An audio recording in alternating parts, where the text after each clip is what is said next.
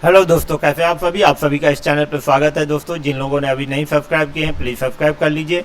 ये हमारा सेशन है बिहार दरोगा के लिए, जो PYQ पूछा गया है पिछले वर्ष में, उसी के बेस पे ये सारा का सारा क्वेश्चन है। आप लोग पूरा देखिए वीडियो, क्योंकि ये बहुत ही कारगर है। इसमें जितना भी क्वेश्चन हर एक सेक्शन को टच किया गया है। तो चलिए स्टार्ट करते हैं, आप लोग का समय ज़्यादा नहीं लेंगे। चलिए पहला क्वेश्चन देख सकते हैं, क्योंकि 1857 के विद्रोह को किस कवि ने देखा था। सिंपल सा क्वेश्चन है, 1857 के विद्रोह को किस कवि ने देखा था। मीर तकी मीर, जोंक, गालिब और इकबाल। तो इसका आंसर होगा गालिब। किसने देखा था? तो गालिब ने देखा था। नेक्स्ट क्वेश्चन की तरफ बढ़ सकते हैं, वही क्वेश्चन है, फिर से देख सकते हैं। सुप्रसिद्ध उर्दू शायर मिर्जा गालिब का मूल निवास था। कहाँ पे उनका मूल निवास स्थान था? आगरा, दिल्ली, लाहौर, लखनऊ। तो उनका मूल निवास स्थान कहाँ पे था? आगरा था। कहाँ पे? आगरा। नेक्स्ट क्वेश्चन की तरफ बढ़ते हैं। अगला क्वेश्चन, महात्मा गांधी को सर्वप्रथम राष्ट्रपिता किसने कहा था? महात्मा गांधी को सर्वप्रथम राष्ट्रपिता किसने कहा था? तो ये आपको बोले थे सुभाष चंद्र बोस ने। किन्होंने? सुभाष चंद्र बोस ने। यदि सुभाष चंद्र बोस के बारे में हम लोग जाने तो ये उन्होंने जो है फिर कांग्रेस का अध्यक्ष बने थे। कांग्रेस का कब? हरिपुरा अधिवेशन कब किए थे? 1938 में अध्यक्ष था, और त्रिपुरी अधिवेशन का 1939 में। मगर महात्मा गांधी से कुछ अनबन होने के कारण क्या हुआ था? 1939 में इन्होंने क्या किया था?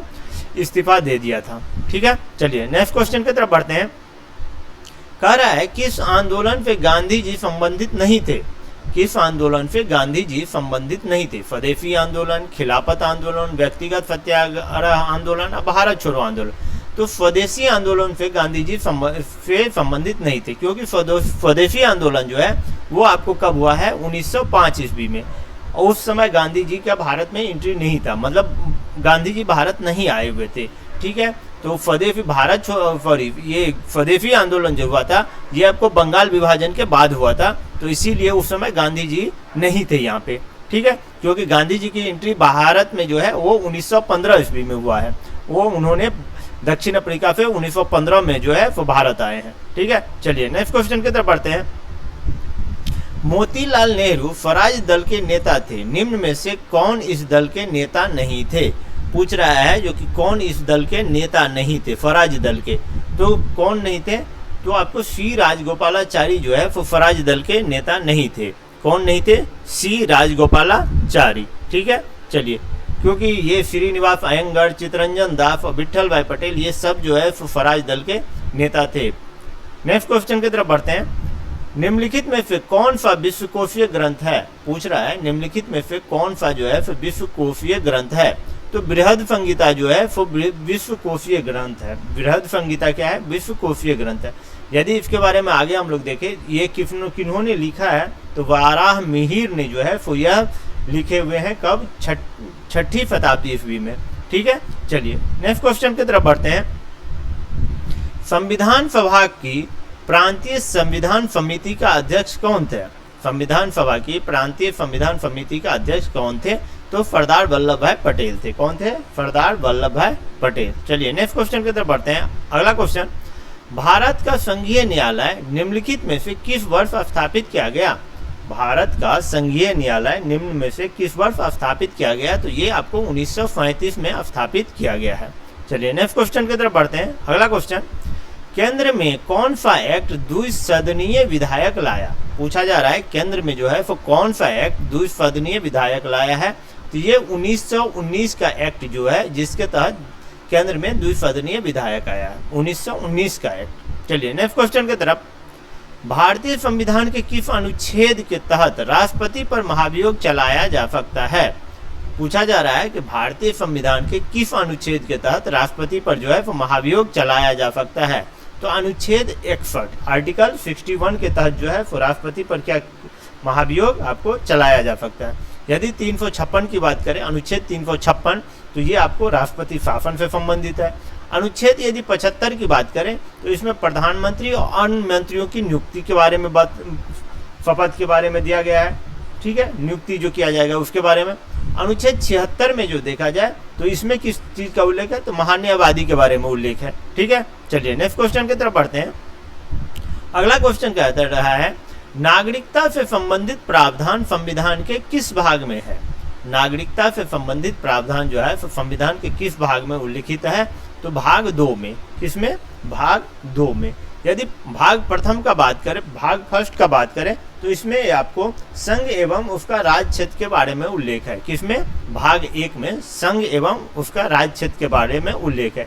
भाग 3 की बात करें तो भाग 3 में पता ही है मौलिक अधिकार के बारे में उल्लेख किया गया है।